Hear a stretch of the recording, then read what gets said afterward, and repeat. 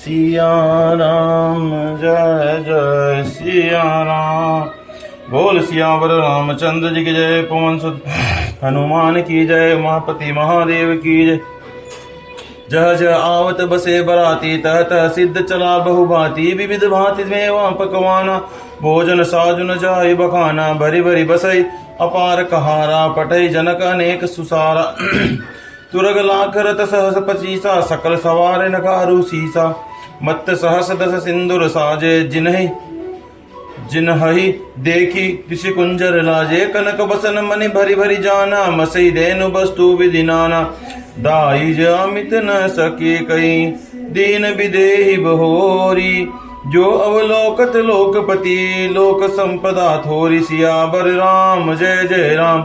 सबु समाज ऐ भांति बनाई जनक अवधपुर दिन पठाई चलहि बरात सुनत सब रानी बिकल मीन गन जनु लगुन पानी पुनि पुनि सिय गोद करि लेनी हे अशीष सुखावन देही होयो संतत पियहि पिहारी चिरु अहि बात असिम्स हमारी सासु ससुर गुरु सेवा करे हूँ पति रूख लखी आयुष अनुसरे हूँ अति सने हूँ बस सखी सयानी नारी धर्म सिख वही मृदुवानी सादर सकल कुंवरी समुचाई रानी नबार बार उरलाई बहुरी बहुरी बेटई महतारी कहि बिरंचि रचिकत नारी तेहि अवसर बसीन बहिन सहित राम भजन कुल केतु चले जनक मंदिर मुदित विदा करावन हेतु सियावर राम जय जय राम।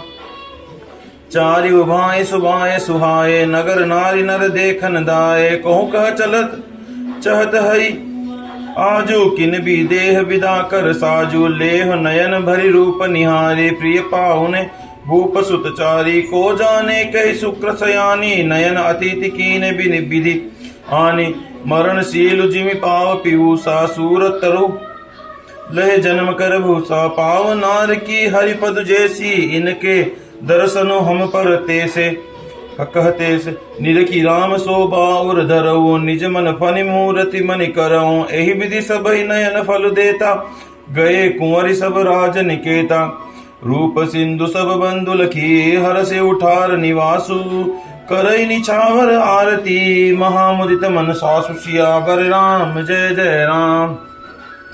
आते समय जहाँ जहाँ बाराती ठहरे थे वहाँ बहुत प्रकार की सीधा भेजा गया अनेकों प्रकार के मेवे पकवान और भोजन की सामग्री जो बखाने नहीं जा सकती अनगिनत बेलों और कहारों पर भर भर कर भेजी गई। साथ ही जनक जी ने अनेक सुंदर सुंदर सैयाएं भेजी 1 लाख घोड़े और 25,000 रथ सब नख से शिखा तक सजाए हुए 10,000 सजे हुए मतवाले हाथी जिन्हें देखकर दिशाओं के हाथी भी लजा जाते थे। गाड़ियों में भर भर कर सोना वस्त्र और रत्न और भैंस गाय तथा और भी नाना प्रकार की चीजें दी।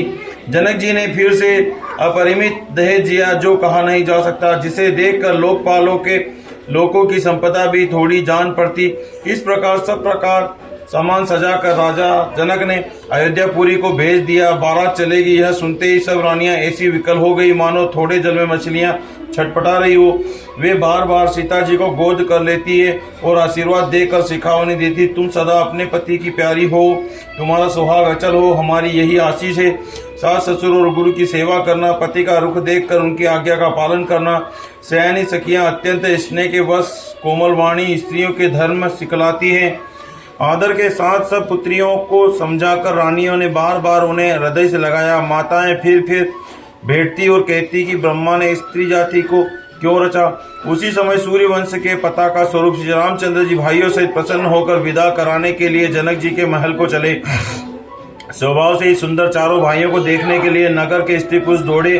कोई कहता आज ये जाना चाहते हैं। विदेह ने विदाई का सब सामान तैयार कर लिया है। राजा के चारों पुत्र इन प्यारे मेहमानों के रूप को नेत्र भरकर देख लो हे सयानी कौन जाने किस पुण्य से विधाता ने इन्हें यहाँ लाकर हमारे नेत्रों का अतिथि किया है।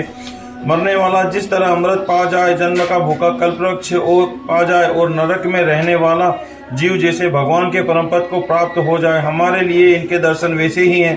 श्री रामचंद्र जी की शोभा को निरख कर हृदय में धर लो। अपने मन को सांप और इनकी मूर्तियों को मणि बना लो।